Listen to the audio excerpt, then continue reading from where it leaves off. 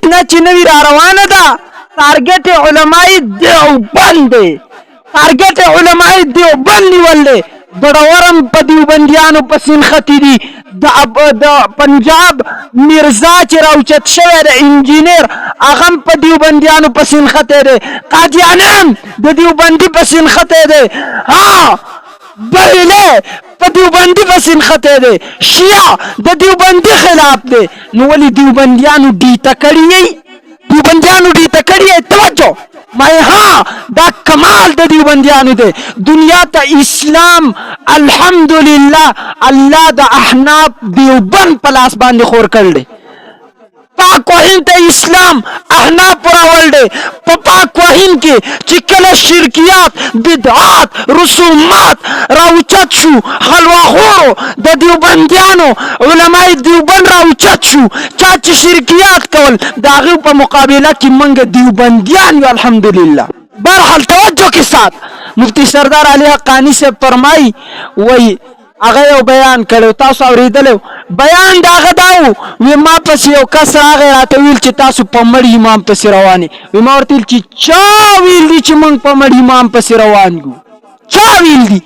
زما امام لا په جیل کې زهر ورکړی شوي د زهرو د وجې نه وفات شوی کم سړی چې د زهرو د وجې نه وفات شي هغه شهید دی او قرآن وی لا تحسبن الذين قتلوا في سبيل الله اموات بل احياء عند ربهم يرزقون شهید منډه دی ژوندی دی الله ورته رزق ورکوي موږ په ژوندي امام پسې روان یو وابي ورته لاندې کمنټس کې لیکلي اته کمنټس ما وکتو یو پکې وابي ما پېژانده ورته لاندې لیکلی ویل میس مردان یادې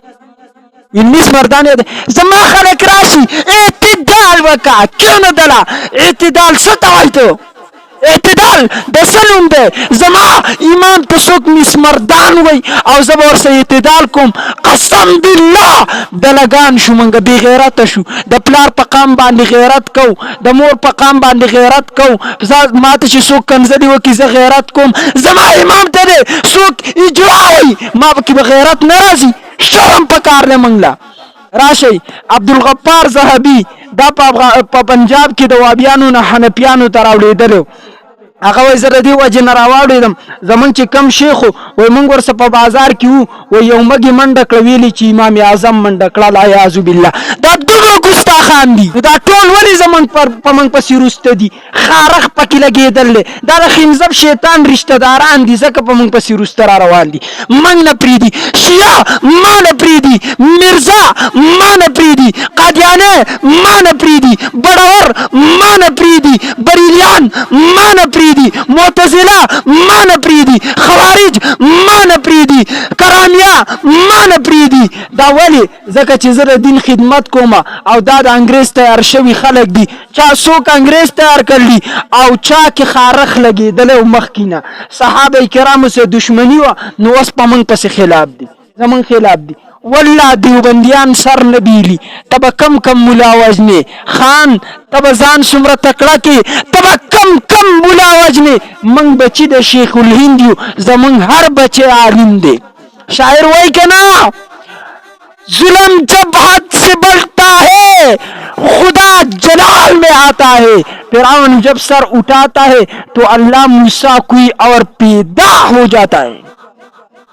تو موسیٰ کوئی اور پیدا ہوتا ہے تو موسیٰ کوئی اور پیدا ہو جاتا ہے تو دیوبندی کوئی اور پیدا ہو جاتا ہے ان کو غیرت ہے میں نے کہا تھا میں شیعوں سے میں نے میک والوں کے چیلنج کیا تھا کہ آپ میں غیرت نہیں ہے آپ بے غیرت ہے آپ تقی عثمانی سے کیے ہوئے انٹرویو نہیں لیتی آپ جاتی ہو پنجاب کی انجینئر کے پاس بیٹھتی ہو آپ مولانا محمد الیاس سے انٹرویو کیوں نہیں لیتی آپ جاتی ہو انجینئر کے پیچھے انجینئر کیا ہے انجینئر کے ایک سٹوڈنٹ تھا اسلام آباد کې د انجینیر یو سټوډنټ یو هلک ته ویلو چې څلور مذهبونه څه شي نه دي چې تاسو وایئ چې دا حنفي دی دا لکه دومره قمقل دی چې دا ورته پته نشته چې آیا دا حنفي شافعي مالکي حنبلي دا مذهب دی او که دا فرقه ده بله امولیان چې ورته وایي والله شهیله موږ په دې وجه ورته وایي چې دا مذهبونه دي دا فرقې نه دي د مسلک مذهب دین د دې پته ورته نشته د منهج بس صرف لګیا دی فرقه واریت او مسلمانانو په دې لپس باندې دوکا کړو نو هغه ته ویلو چې دا څلور مذهبونو ته ساجت دی اما ته ټلیفون وکما ورته وایا چې زمونږ په لاس کې څو ګوتې دي 15 یوې ته وایي خنصر یوې ته وایي بنصر یوې ته وایي اسطا یوې ته وایي مسبحه یوې ته وایي ابهامه ما ورته چې دې څلور 15 وانو ته ولې یو نوم نه وایو دا ورته ویلو په ځای ډي ټکلی او غلی کړی وو دا ستا عوام په مخ کې داسې دی ته چې کله مخې له زما راولي ته چې کله مخې ته د عالم دیوبندي کې نه توجه کې سات نو بیا به پته ولګي چې حق پر کون ہے